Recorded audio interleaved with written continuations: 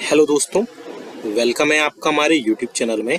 Pensioners, family pensioners और कर्मचारियों के लिए आज मैं बहुत ही बड़ी और बोल सकते हैं कि बहुत ही इम्पोर्टेंट खबर लेकर आया हूं। डी और डीआर जुलाई 2024 का महंगाई भत्ता और महंगाई राहत तय हो चुका है।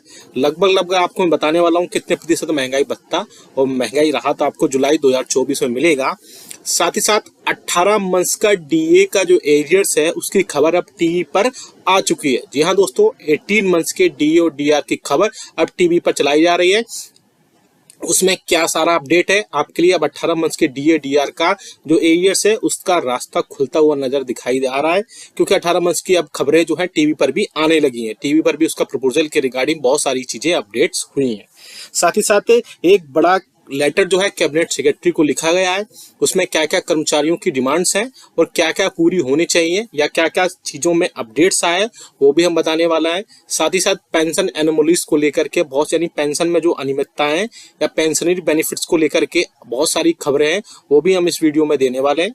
ये वीडियो थोड़ा लॉन्ग हो सकता है लेकिन आपके लिए बहुत ही इंपॉर्टेंट ये वीडियो होने वाला है, इसलिए इस वीडियो को पूरा लास्ट तक देखिएगा।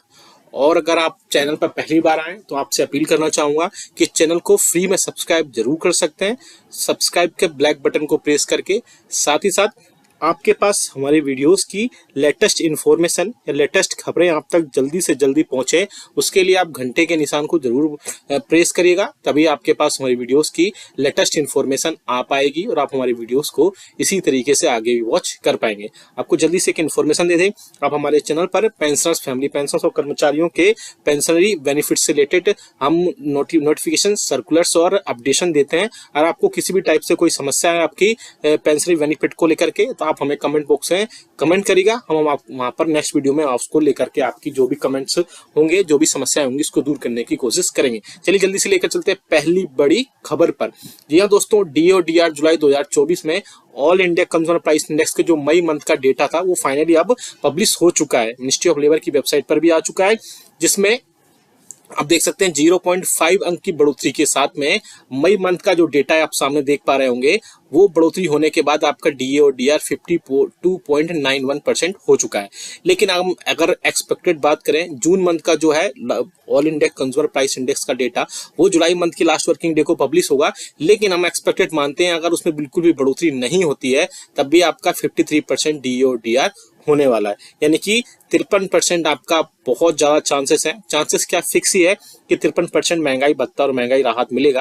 यानी अब आपको 3% की बढ़ोतरी जुलाई 2023 से जुलाई 2024 से देखने को मिलेगी। हालांकि इसमें बहुत ज्यादा चेंजेस नहीं हो सकते हैं, क्योंकि एक ही मंथ की जो रिपोर्ट्स आनी बाकी है, एक मंथ की रिपोर्ट्स लास्ट वर्किंग डे को आ जाएगी। उसके बाद में अब आपको जो है 53% महंगाई भत्ता और महंगाई राहत आपके खातों में आएगा। अब बात करते हैं बड़ी खबर की। जी हाँ दोस्तों, दूसरी जो बड़ी खबर आ रही है वो 18 मंथ्स के डीए और डीआर के एरियर्स को लेकर के आ रही है।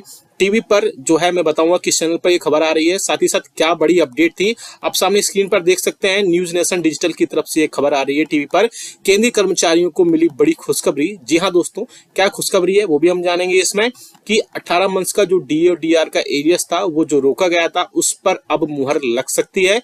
वहां पर न्यूज में आ रहा है कि 18 महीने का डीए एरियर का आप जो एरियर है वो आपको मिलेगा जल्द से जल्द। साथ ही साथ ऐसे पेंशनर्स और फैमिली पेंशनर जिनको 18 मंथ्स का डीए एरियर कोरोना में नहीं मिला था, 18 मंथ्स का डीए का एरियर उनके खातों में पहुंच सकता है। पहले जो कर्मचारी और पेंशनर्स जो है 18 मंथ्स के डीए और डीआर की खबरें पहले ऐसे आती रही थी, लेकिन पेंशनर्स बोलते थे टीवी पर ऐसी खबरें क्यों नहीं आती हैं। तो आप देख सकते हैं सामने अब टीवी पर भी ये ऐसी खबरें आ रही हैं। अब 1 करोड़ केंद्रीय कर्मचारियों को डीए और डीआर का जो एरियर्स है वो उनके खातों में जल्द से जल्द पहुंच सकता है। हालांकि मैं पहले भी कह चुका था कि 18 मंथ्स के डीए और डीआर का एरियर्स जो है गवर्नमेंट अपने लेवल पर बिल्कुल क्लियर कर चुकी थी कि उनको 18 मंथ्स का डीए और डीआर का एरियर्स नहीं दिया जाएगा। लेकिन अब जो न्यूज में ऐसी चीजें आने के बाद फिर से कर्मचारियों की एक होप जाग गई है कि क्या वाकई में 18 मंथ्स का डीए और डीआर का जो एरियर्स है वो उनके खातों में आएगा। तो मुझे भी लगता है आपको भी लगना चाहिए साथ ही साथ कि 18 मंथ्स का डीए और डीआर को जो एरियर्स है वो आपके खातों में जरूर आना चाहिए। तो आप हमें कमेंट करके बताएगा कि आपका 18 मंथ्स का डीए और डीआर का एरियर्स के रिगार्डिंग आपके क्या डिस्कशंस है।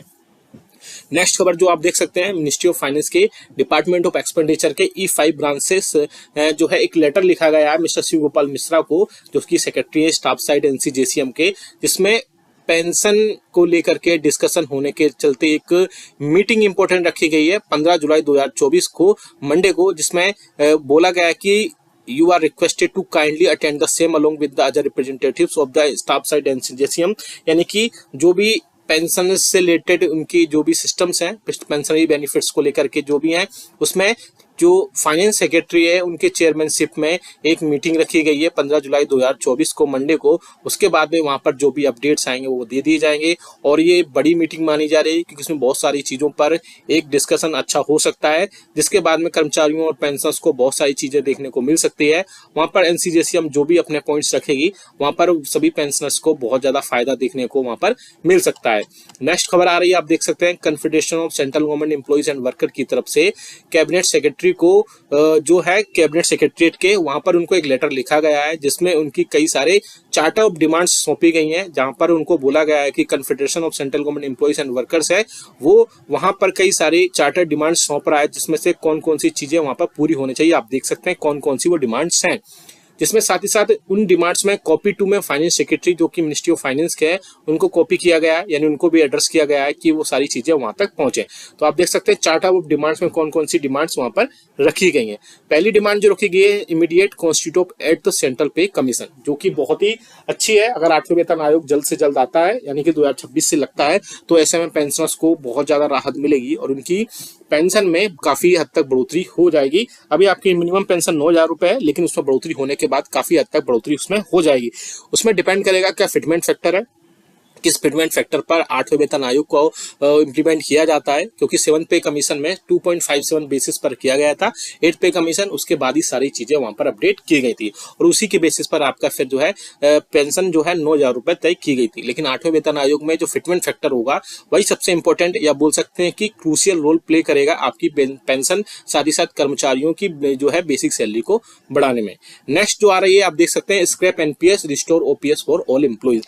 ये एम्प्लॉइज की बहुत पहले से डिमांड रही है कि सरकार एनपीएस को स्क्रैप करके फिर से ओल्ड पेंशन स्कीम को लेकर के आए। साथ ही साथ जो 1 जनवरी 2004 से जो कर्मचारियों भर्ती हुए हैं या रिक्रूटमेंट हुआ उन सभी को फिर से ओल्ड पेंशन स्कीम को रिस्टोर किया जाना चाहिए और एनपीएस को वहां का हटा करके फिर से ओल्ड पेंशन स्कीम को वहां पर लाना जाना चाहिए। आप इस बारे में क्या सोचते हैं हमें कमेंट करके जरूर बताएगा।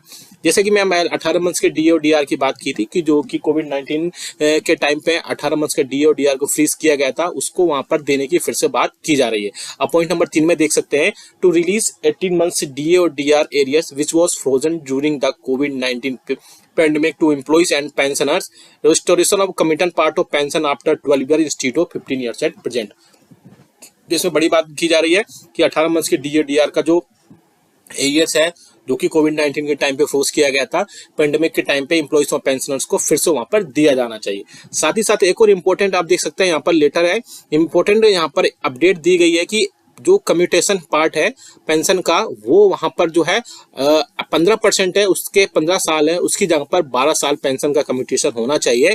क्योंकि कम्यूटेशन को लेकर के पहले भी पेंशनर्स और कर्मचारी परेशान रहे हैं इस चीज को लेकर के कि कम्यूटेशन का जो पार्ट है पेंशन का वो 15 साल की जगह 12 साल या 10 साल तक होना चाहिए, ना कि 15 साल। इस पर क्या जवाब आता है वो हमें कमेंट करके जरूर बताएगा आपका। साथ ही साथ जो कंपनसेट बेसिस है उस पर जो 5% की सीलिंग है उसको हटा करके फिर से जितने भी डिसीज्ड एम्प्लॉइज हैं या जो एक्सपायर हो जाते हैं एम्प्लॉइज उनकी जगह पे 100% अपॉइंटमेंट दी जानी चाहिए। ये भी एक अच्छा डिसीजन हो सकता है गवर्नमेंट का।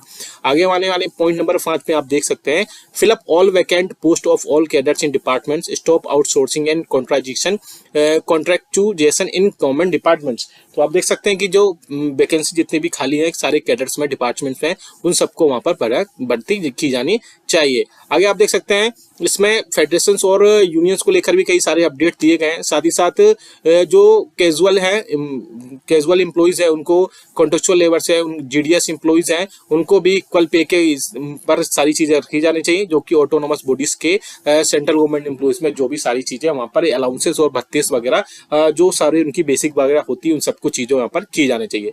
तो 7 बड़े इसमें चीजें हैं, 7 बड़े डिमांड्स हैं कर्मचारियों की, जो कि एसोसिएशन और फेडरेशन लगातार सरकार से इसमें बातचीत कर रहे हैं। तो आप हमें कमेंट करके बताएगा कि आपको इनमें से सबसे पहले कौन सी डिमांड पूरी होती दिखाई दे रही है, या फिर आपके हिसाब से इनमें से कौन सी डिमांड सबसे पहले पूरी होनी चाहिए। इसके अलावा पेंशनर्स के लिए 18 मंथ्स का डीए और डीआर के रास्ते अभी काफी खुल सकते हैं, क्योंकि अभी बजट सेशन स्टार्ट हुआ है। तो बजट सेशन में जो है सभी लोगों ने अपने अपने प्रपोजल से गवर्नमेंट को भेजे हैं। अब देखते हैं मिनिस्ट्री ऑफ फाइनेंस की तरफ से या वित्त मंत्रालय की तरफ से क्या क्या चीजों पर अपडेशन मिलता है, साथ ही